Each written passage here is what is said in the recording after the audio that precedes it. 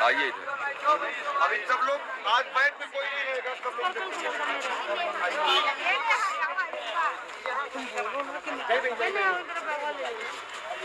ये सामने तुम खड़ी रहो, बैठो मत। हाँ खड़ी रहो, खड़ी रहो मेरे सामने। खड़ी जा थोड़ा सा, जा जा जा।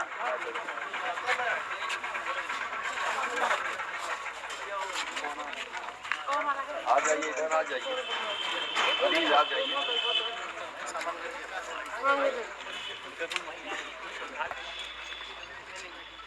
लॉलीपॉप दे रहे थे, लॉलीपॉप समझते हैं? खाए हैं कि नहीं कभी आपने? अच्छा लगता है? मीठा मीठा मीठा होता है, खट्टा मीठा। देखिए स्वाद दो तरह का, देखिए कंफ्यूज यही हो गए लोग। लॉलीपॉप में भी कंफ्यूज, एक ने कहा मीठा, दूसरे ने कहा खट्टा मीठा, तो यानी कंफ्यूजन की स्थिति है। चेयरमैन साहब से बात हुई, बहुत अच्छे मूड में भी थे, कुछ गीले शिकवे थे। पहली बार अफसोस इस बात का था, हमने बताया भी उनको कि हम 15 दिन से लगातार क्रमिक अनशन कर रहे हैं, और आपको पता भी है, ऐसा नहीं कि पता नहीं है, लेकिन आपने मिलना मुनासिब नहीं समझा। मिलने के लिए हमको दूसरा दरवाजा खटखटाना पड़ा, तब जाके आप मिलने को तैयार हुए। तो इस बात का उनको अफसोस हुआ, क्योंकि जब आपकी ताकत उनको दिखी, ताकत कहां से दिखी? मंत्री जी के यहां से। इसमें पूर्व कैबिनेट मंत्री माननीय सिद्धार्थनाथ सिंह जी का बहुत बड़ा योगदान है, जिनकी वजह से हम लोग जंग तो जीतेंगे।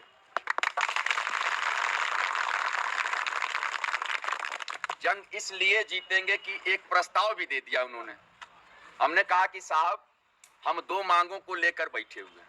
हमारी दो मांगे क्या है, पूरे प्रदेश को पता है, यहाँ पर जो क्रमिक अनशन पे लगातार आ रहे हैं उनको भी पता है, और आपको भी पता है कि अध्याचन का पोर्टल खोलकर सीटों में वृद्धि की जाए।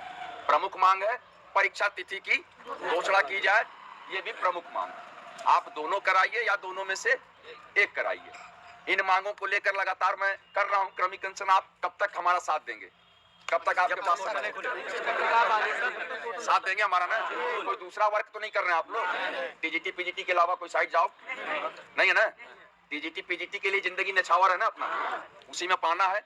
क्योंकि अगर 4000 की सीटें 24,000 हो जाए तो इसमें बुराई तो है नहीं कुछ, है ना? और मैं उसी उद्देश्य के लिए प्रयास कर रहा हूं। चेयरमैन साहब को मैं यही समझा रहा था, और उनसे अच्छी खासी डिबेट हुई है। उनका ये कहना है कि हम जो है अध्याचन का पोर्टल खोलने के लिए अभी अधिकृत नहीं है, ठीक है? परीक्षा तिथि के लिए अधिकृत नहीं है। नियम 9 माध्यमिक शिक्षा सेवा चयन बोर्ड नियमावली 1998 का नियम 9 था ना बहन? 9 में यह लिखा है कि आवेदन, परीक्षा, साक्षात्कार, परिणाम, चयन, चयन के बाद संस्तुति, ये सब कौन करेगा? बोर्ड करेगा। ये नियम 9 में लिखा है, ठीक है? तो ये सारी चीजें लिखी हैं इसमें कहीं ये नहीं लिखा कि अध्याचन का पोर्टल। जहां तक नियमों की बात करें, अध्याचन का पोर्टल तो लिखा नहीं है। दूसरी चीज की आपने, ये मेरा कहना था, उनसे काउंटर सवाल था, आपने 9 जून 2022 को किस नियम के तहत आपने 4163 विज्ञापन निकाल दिया? सही सवाल था ना मेरा? कह रहे हैं गलती हो गई, ताली बजाइए, गलती स्वीकार,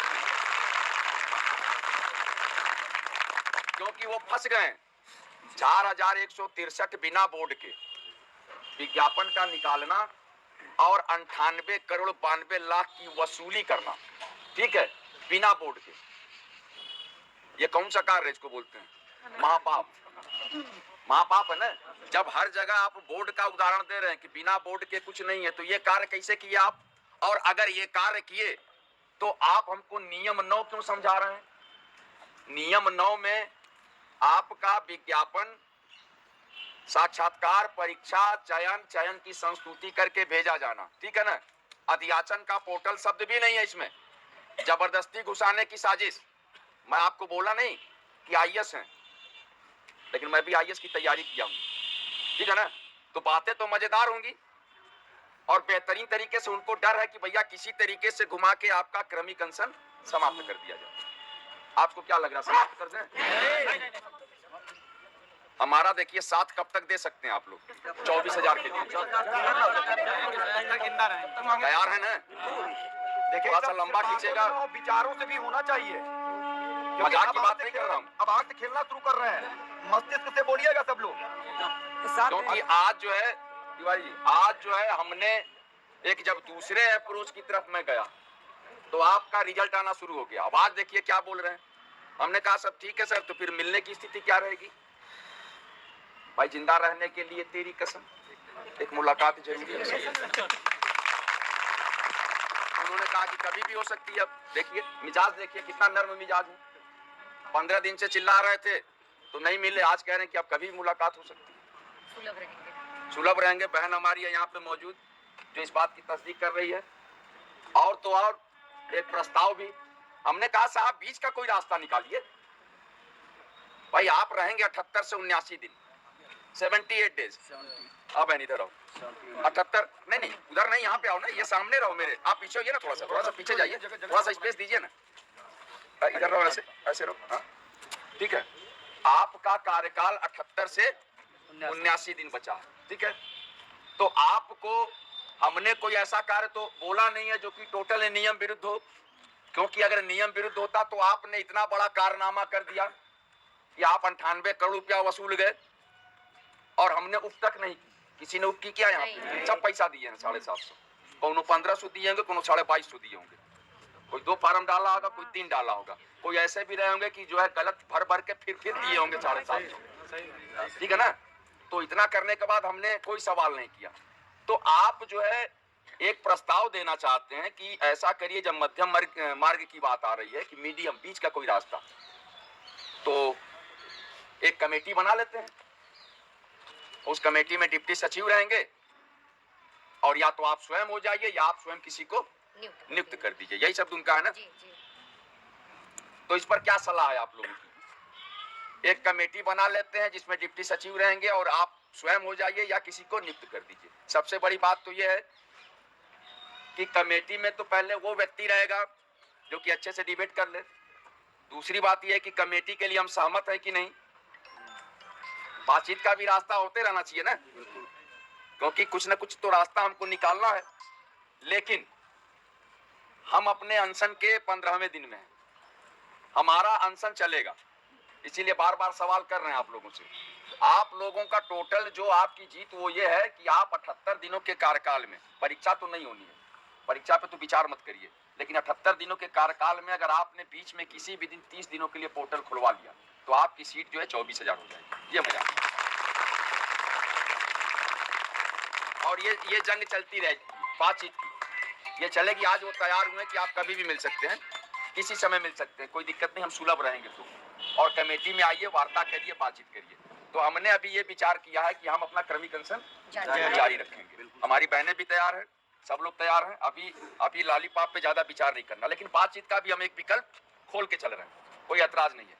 बाकी जो पॉलिटिकल अप्रोच की बात है, क्योंकि हमने वहां पर भी, आप लोग गए थे माननीय मंत्री जी क्या, तो वहां भी हमने ये बात कही थी कि भैया हम बात करने के बाद आपको अवगत कराएंगे, क्योंकि अब हमको वहां तक पहुंचना है जहां तक ये सोच नहीं रहे। भाई विजय किरण आनंद जी से तुरंत बात हुई, मामला उनके संज्ञान में गया ना, त्वरित गया। भाई मेन डायरेक्टर हो गए वो, है ना? उनकी बातें जो रहेंगी वो सीधे आदेश के रूप में रहेंगी कि ऐसा कौन सा रास्ता है जिसके लिए छात्र बैठे। खत्म तो नहीं करेंगे अनशन हम भागने वाले नहीं हैं, हम भगोड़ा नहीं है कि तुरंत भाग जाए, दरी उठाएं और भाग जाएं, है ना? किसी से बतिया के, चपरासी से बतिया लें, है ना? हम जो है बाबू से बतिया लें। आज पहली बार देखिए 15 दिन में चेयरमैन साहब से बतियाने के बाद भी मन नहीं कर रहा जाने का। इसको बोलते हैं दृढ़ इच्छा शक्ति। क्योंकि जब हम लक्ष्य लेके चले हैं तो उस लक्ष्य को पूरा करना है ना, या तो पूरा करना है या उस पर पूरा करने की कहीं ना कहीं से गुंजाइश दिख रही है। ये भी देखने की चीज है ना। हाथ खोल लीजिए, बिल्कुल हाथ खोले रहेंगे तो अच्छा लगेगा, क्योंकि बहुत बड़ी बात करके आया हूं मैं। उसको पूरा करने की कहीं से अगर गुंजाइश रहे तो उस पर विचार करें। अब उनका एक प्रस्ताव यह है कि ठीक है, उस पर आप एक कमेटी बना दे रहा हूं, उसमें आप भी रहिए और कोई मध्यम मार्ग यानी बीच का रास्ता निकालिए, और मैं भी सुलभ रहूंगा जब रहूंगा। यानी 3 लोग बैठ के बात करेंगे। कौन? चेयरमैन, डिप्टी सचिव और विक्की खान या शाहरुख खान, कोई भी, है ना? जो उस कमेटी के योग्य हो, जो अच्छे से बातचीत उसमें रख सके, क्योंकि उसमें तमाम चीजें इधर से उधर होंगी। यहाँ तक कि हमारी बहन ने भी अधिनियम बहुत समझा रहे थे ना, अधिनियम बहुत समझा, अधिनियम पूरा पता हो, विधिक तरीके से कर ले जाए, वही उनके सामने बैठने लायक रहेगा। और वैसे हमारे भैया हैं, अधिनियम पर भी बात करनी पड़ेगी, नियमों के साथ चलना पड़ेगा।